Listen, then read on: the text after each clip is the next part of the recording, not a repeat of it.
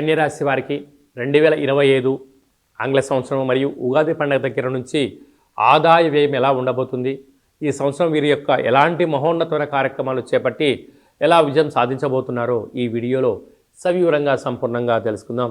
కన్యరాశిలో ఏ నక్షత్రాలు వస్తాయనగా ఉత్తరా నక్షత్రంలోని 2, 3, 4 పాదాలు, హస్తా నక్షత్రంలోని 4 పాదాలు, చిత్తా నక్షత్రంలో 1, 2 పాదాలను కలిపితే కన్యరాశి.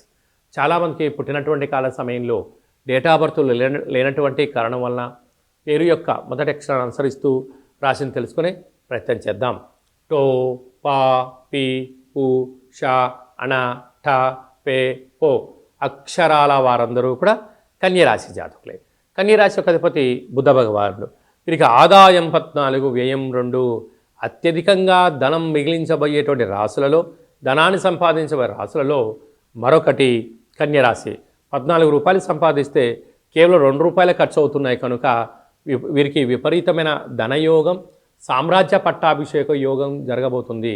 అంటే ధనం మూలం ఇదం జగత్ అని పెద్దవాళ్ళు ఎలా చెప్తుంటారో, ఎన్నో రోజులుగా మీ కష్టానికి తగిన ఫలితము ఈ సంవత్సరాన్ని మీరు చూడడం, స్థిరాస్తులు, చరాస్తులు, ఫ్యాక్టరీలు, విల్లాలు, అద్భుతమైనటువంటి సుఖవంతమైన జీవితాన్ని పొందబోతున్నారు కన్యరాశి జాతకులు అని చెప్పి గమనించాలి.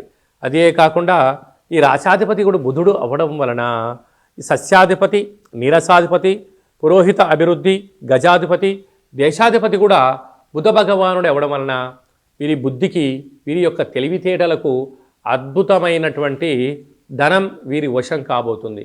ఈ వీడియో మీరు చూస్తున్నారు అన్నట్లయితేనే కాళభైరవ స్వామికి ఆశీస్సులు మీ పైన ఉన్నాయని చెప్పి గమనించగలగాలి.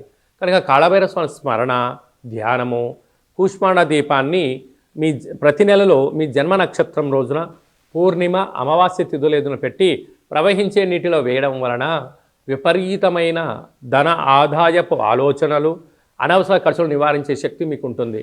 కనుక కాళభైరవ స్వామి స్మరణ చేసే సమయం ఆసనమైందని చెప్పి గుర్తుపెట్టుకోవాలి. కలియుగ కాలంలో కలిని, నరదృష్టిని, శత్రు ప్రభావాలు తొలగించే ఏకైక శక్తి కాళభైరవుడికి ఉంటుంది.